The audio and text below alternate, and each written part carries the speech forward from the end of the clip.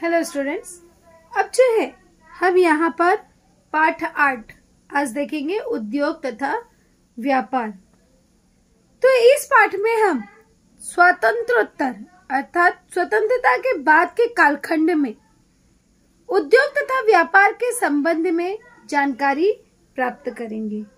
जैसे कि आप जानते हैं, भारत स्वतंत्र होने के बाद औद्योगिक विकास को गति देने के लिए वर्ष 1948 में भारतीय औद्योगिक वित्त निगम की स्थापना की गई। तभी यहाँ पर एक प्रश्न बनता है हमारा कि भारत को औद्योगिक विकास देने के लिए कब और किस संस्था की स्थापना की गई। तो यहाँ पर भारत को औद्योगिक विकास को में गति मिले, इसके लिए 1948 में भारतीय औद्योगिक वित्त निगम की स्थापना की गई। यहाँ पर औद्योगिक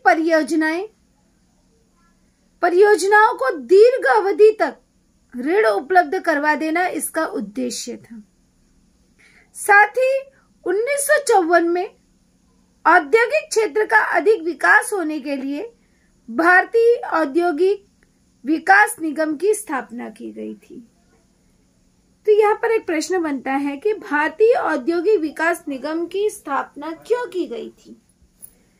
तो हमें उत्तर मिलता है कि औद्योगिक क्षेत्र का अधिक विकास करने के लिए भारतीय औद्योगिक विकास निगम की स्थापना की गई थी।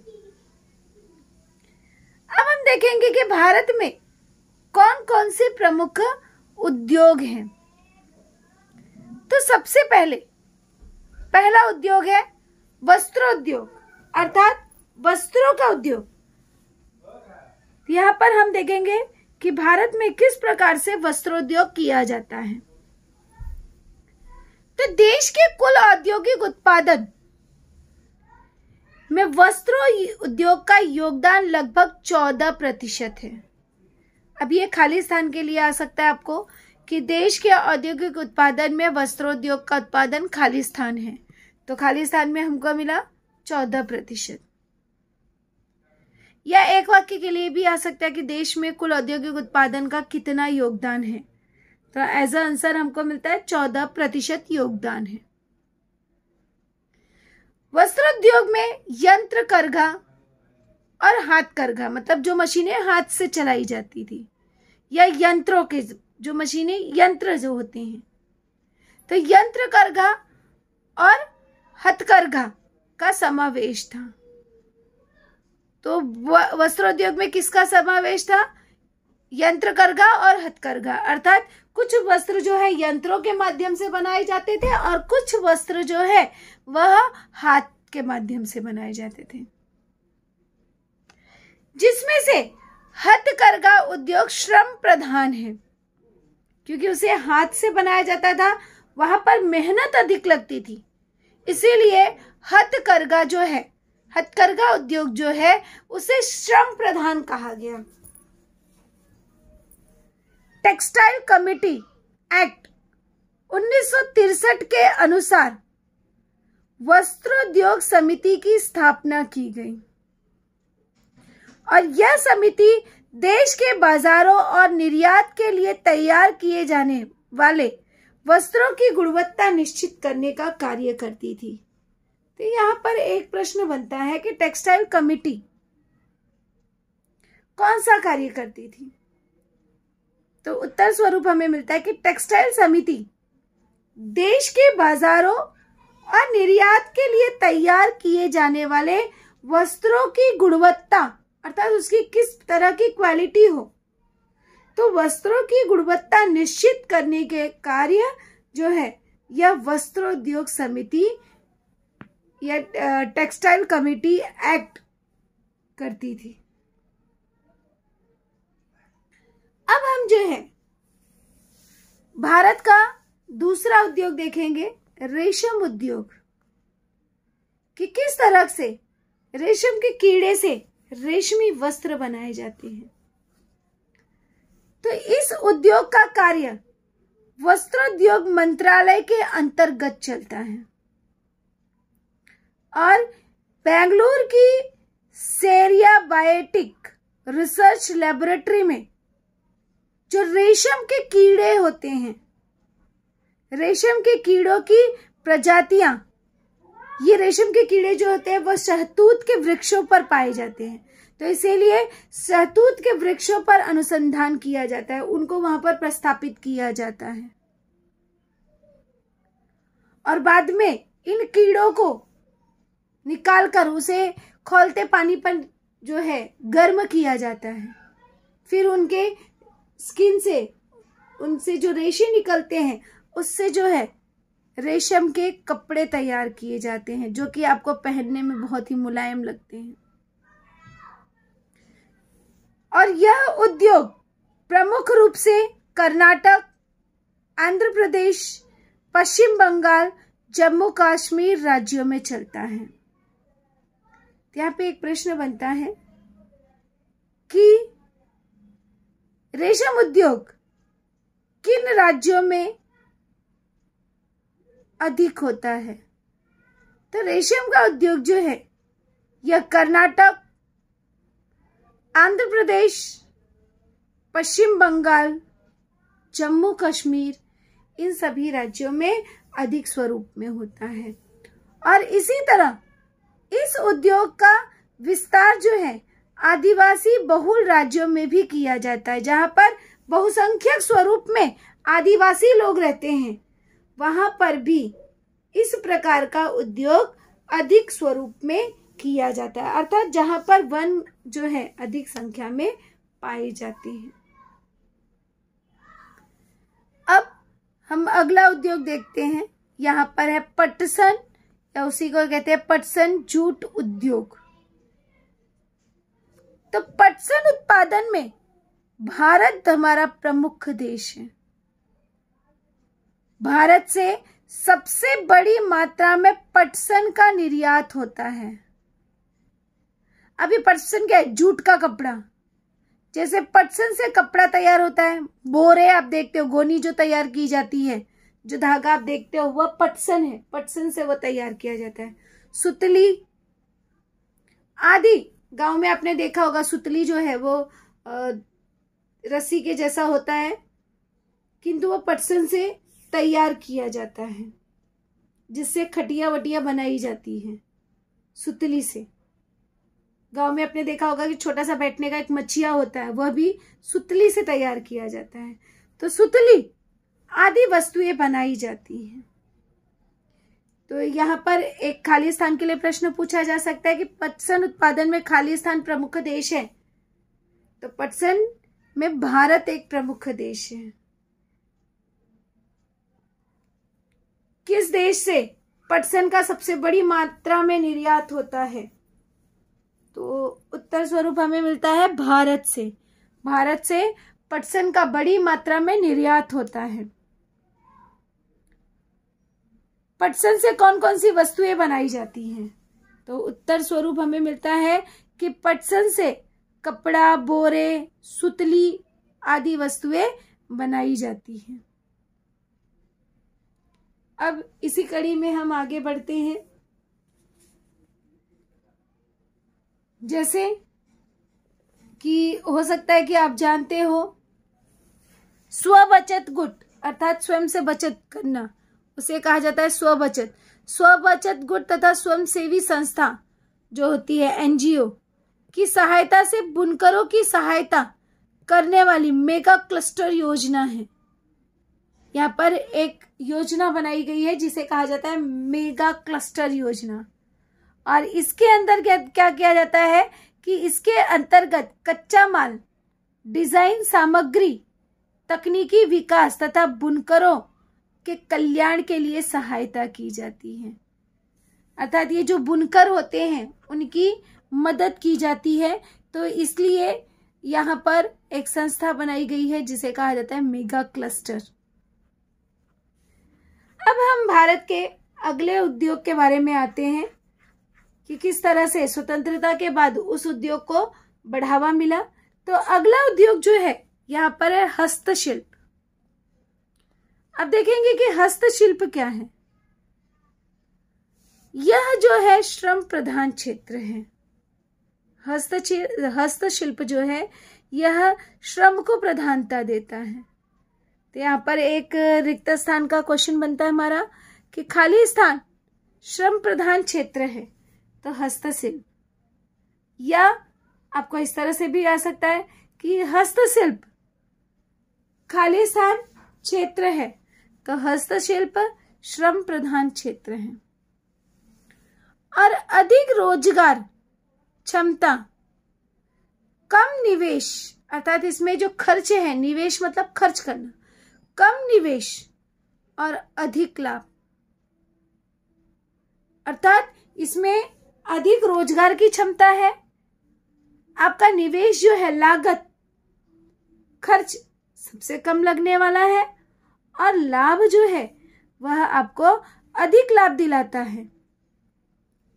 निर्यात को प्रधानता और अधिक विदेशी मुद्रा के कारण हस्तशिल्प क्षेत्रों में शिल्पकारों को रोजगार मिला है। ग्रामीण एवं शहरी क्षेत्रों के कारीगरों को बाजार में काम उपलब्ध करवा देने के लिए दिल्ली हाट जैसी बाजार अनेक शहरों में शुरू की गई है। अब यहाँ पे एक प्रश्न बनता है कि ग्रामीण और शहरी क्षेत्रों में कारीगरों को काम उपलब्ध करवाने के लिए कौन सी बाजार प्रणाली शुरू की गई है? तो यहाँ पर आता है दिल्ली हाट। और एक प्रश्न बनता है कि दिल्ली हाट जैसी बाजार प्रणाली की शुरुआत क्यों की गई है? तो एज आंसर हमको मिलता है कि ग्रामीण और शहरी क्षेत्रों के कारीगरों को बाजार में काम उपलब्ध हो, वो रोजगार कर सके, इसके लिए दिल्ली हाट जैसी बाजार प्रणाली अनेक शहरों में शुरू की गई है। और उनमें से मुंबई भी एक शहर है। मुंबई में भी हस्तशिल्प कला को प्रधानता दी गई है। अब इसी कड़ी में हम अगला देखते हैं वाहन उद्योग कि किस तरह से वाहन उद्योग किया जाता है। वाहन उद्योग में अर्थात वाहन उत्पादन में भारत एक प्रमुख देश है। भारत से 40 देशों में वाहन निर्यात किए जाते हैं, अर्थात 40 देशों में भारत से वाहन बनाए जाते हैं और वह वाहन जो है वहां पर निर्यात किया जाता है, भेजा जाता है। तो इस प्रकार से भारत के वाहन उद्योग में को सनराइज क्षेत्र कहा जाता है। सनराइज क्षेत्र, उगता सूर्य। अब यहाँ पर एक प्रश्न बनता है कि भारत के वाहन उद्योग को किस नाम से जाना जाता है? तो भारत के वाहन उद्योग को सनराइज क्षेत्र के नाम से जाना जाता है। दूसरा रिक्त स्थान का भी क्वेश्चन यहाँ पर पूछा जा सकता है कि भारत के वाहन उद्योग खाली स्थान के नाम से जाने जाते हैं। तो भारत का जो वाहन उद्योग है उसे सनराइज क्षेत्र के नाम से जाना जाता है। भारत का ट्रैक्टर उद्योग विश्व में सबसे बड़ा उद्योग है। सबसे प्रसिद्ध जो है वह है भारत का ट्रैक्टर, और विश्व के 1/3 ट्रैक्टरों का उत्पादन भारत में होता है। तो यहाँ पे एक प्रश्न बनता है कि विश्व के सबसे अधिक ट्रैक्टर का उत्पादन कहाँ होता है? तो भारत में होता है। जैसे कि अभी आपने गणतंत्र दिवस के उपलक्ष्य में देखा कि ट्रैक्टरों का मार्च निकाला गया, और इसमें जो है 1962 की बनी हुई ट्रैक्टर जो है वह सर्वप्रथम आगे थी। तो इस तरह से यहाँ पर ट्रैक्टर जो है भारत में सबसे अधिक ट्रैक्टर का निर्माण किया जाता है, तथा विश्व के 1/3 ट्रैक्टरों का उत्पादन भारत द्वारा होता है। भारत के ट्रैक्टर तुर्किस्तान, मलेशिया और अफ्रीका महाद्वीप के देशों में निर्यात किए जाते हैं। यहाँ पर एक प्रश्न बनता है कि भारत के ट्रैक्टर किन किन देशों में निर्यात किए जाते हैं। तो भारत के ट्रैक्टर तुर्किस्तान हो गया, मलेशिया हो गया, अफ्रीका महाद्वीप के जो भी देश हैं उन सभी जगहों पर भारत के ट्रैक्टर निर्यात किए जाते हैं। अब इसी कड़ी में हम आगे देखते हैं सीमेंट उद्योग, कि सीमेंट उद्योग किस तरह से भारत में अपने पांव पसारे हुए हैं।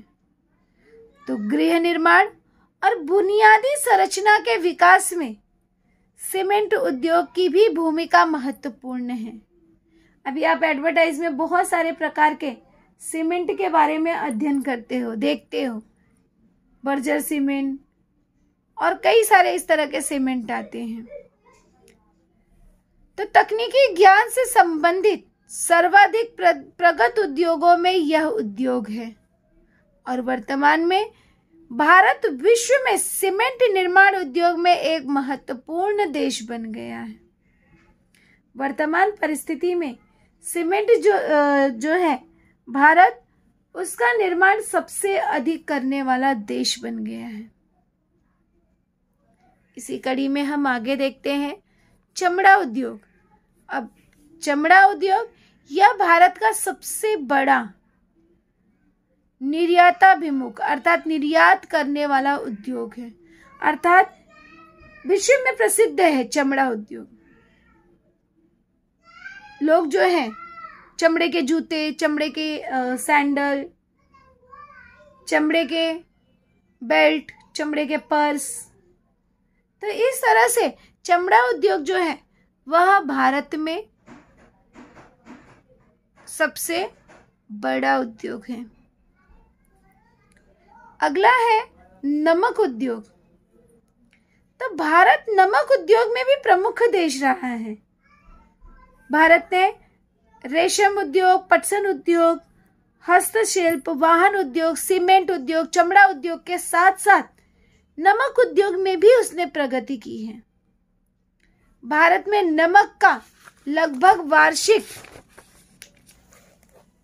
उत्पादन, वर्ष का उत्पादन लगभग जो है वह 200 लाख टन होता है। यहाँ पे रिक्त स्थान के लिए आता है कि भारत में नमक का उत्पादन, वार्षिक उत्पादन खाली स्थान है, तो हमें आंसर मिलता है 200 लाख टन। और इस तरह से आयोडीन युक्त, जो आयोडीन पाया जाता है, तो आयोडीन युक्त नमक का उत्पादन लगभग 60 लाख है, जिसमें आयोडीन पाया जाता है जो हमारे खाने योग्य होता है। क्योंकि नमक में भी आपने कई सारे प्रकार देखे हैं, उसमें भी कई सारे नमक जो है वह खाने योग्य नहीं होता, उसको साफ सफाई के लिए उसका इस्तेमाल किया जाता है। अगला उद्योग जो है वह है साइकिल उद्योग। तो साइकिल उत्पादन में भारत विश्व में अग्रसर है। यहां पर पंजाब और तमिलनाडु राज्यों में साइकिलों का उत्पादन अधिक मात्रा में होता है। अब यहाँ पे एक प्रश्न बनता है कि भारत के किन राज्यों में साइकिल का उत्पादन अधिक मात्रा में होता है। तो भारत में पंजाब और तमिलनाडु राज्यों में साइकिल का सबसे अधिक उत्पादन होता है। और लुधियाना शहर देश का प्रमुख साइकिल उत्पादन केंद्र है।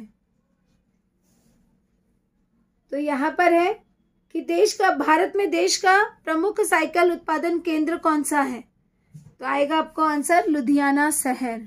खाली स्थान के लिए भी आ सकता है कि खाली स्थान देश का प्रमुख साइकिल उत्पादन केंद्र है, तो ऐसा आंसर आपको मिलता है Ludhiana. Bharat Nigeria, Mexico, Kenya, Uganda, Brazil आदि देशों को साइकिल का निर्यात करता है। अर्थात इतनी अच्छी क्वालिटी की साइकिल्स जो हैं वह हमारे भारत में बनाई जाती हैं। तो यहाँ पर एक प्रश्न बनता है कि भारत किन देशों को साइकिल का निर्यात करता है। तो Bharat Nigeria, Mexico, Kenya, Uganda, Brazil आदि देशों को साइकिल का निर्यात करता है। अब इसी कड़ी में हम आगे देखेंगे खादी तथा ग्रामोद्योग, खादी का उद्योग। तो ग्रामीण भाग के औद्योगिकरण को बढ़ावा देने के लिए खादी तथा ग्रामोद्योग आयोग की स्थापना की गई। यहाँ पर एक प्रश्न बनता है कि खादी तथा ग्रामोद्योग आयोग की स्थापना क्यों की गई? तो उत्तर स्वरूप हमें मिलता है कि ग्रामीण भाग के औद्योगिकीकरण को बढ़ावा देने के लिए यहाँ पर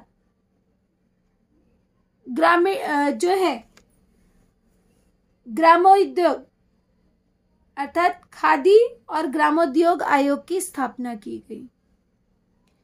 ग्रामीण क्षेत्र के पारंपरिक उद्योग जैसे हस्त उद्योग हो गया, कुटीर उद्योग अर्थात छोटे छोटे जो उद्योग होते हैं जैसे अचार बनाना, पापड़ बनाना, तो इस तरह के कुटीर उद्योग तथा स्थानीय स्तर पर उपलब्ध साधन सामग्री और मानव संसाधन का उपयोग में लाने वाले लघु उद्योगों का विकास हो तथा रोजगार निर्मित हो, तो इसके माध्यम से जो है अगर रोजगार निर्मित होगा तो इसके माध्यम से गांव के लोग जो हैं वो स्वावलंबी बनेंगे और इसलिए इस आयोग का जो है गठन किया गया, यही उसका प्रमुख उद्देश्य था। तो यहाँ पर एक प्रश्न बनता है खादी तथा ग्रामोद्योग का प्रमुख उद्देश्य क्या था या क्या है? तो यहाँ पर इसका प्रमुख उद्देश्य यही है कि ग्रामीण क्षेत्र के पारंपरिक उद्योग, हस्त उद्योग या कुटीर उद्योग तथा स्थानीय स्तर पर उपलब्ध साधन सामग्री और मानव संसाधन को उपयोग में लाया जा सके और लघु उद्योग का विकास किया जा सके, इसलिए जो है खादी तथा ग्रामोद्योग अर्थात गांवों में होने वाले उद्योगों को बढ़ावा दिया गया। अब इसी कड़ी में हम अगला देखते हैं कृषि उद्योग। कृषि उद्योग जैसे भारत में पारंपरिक तथा आधुनिक पद्धति से कृषि की जाती है, ये हम सभी जानते हैं। कृषि के अनेक कार्य में बैलों की सहायता से भी कार्य किए जाते हैं, लेकिन ये प्राचीन समय में बैलों की सहायता से कार्य किया जाता था। आजकल तो नए नए यंत्र आ गए जिनके माध्यम से यहाँ पर कृषि की जाती है और उसी समय जोताई बुवाई से लेकर कटाई मड़ाई आदि कार्य यंत्रों द्वारा किए जा रहे हैं। आज जो है बैलों के जगह जो है वो यंत्रों ने ले ली है। भारत में ग्रामीण क्षेत्र का प्रमुख व्यवसाय कृषि और कृषि पर आधारित अन्य कार्य हैं। गांव देहातों में कृषि तथा पशुपालन व्यवसाय चलता है। कृषि के कार्य और कृषि उत्पादन पर लगभग 70% समाज निर्भर करता है। तो यहाँ पर एक प्रश्न बनता है कि कृषि के कार्य और कृषि उत्पादन पर खाली स्थान समाज निर्भर है, तो लगभग 70% समाज हमारा निर्भर है। कृषि उद्योग में पुरुषों के साथ महिलाओं का भी बड़ा योगदान है। पहले तो पुरुष प्रधान देश था, पुरुष ही केवल कृषि करते थे, किंतु आज जो है पुरुषों के साथ साथ स्त्रियां भी कृषि करती हैं।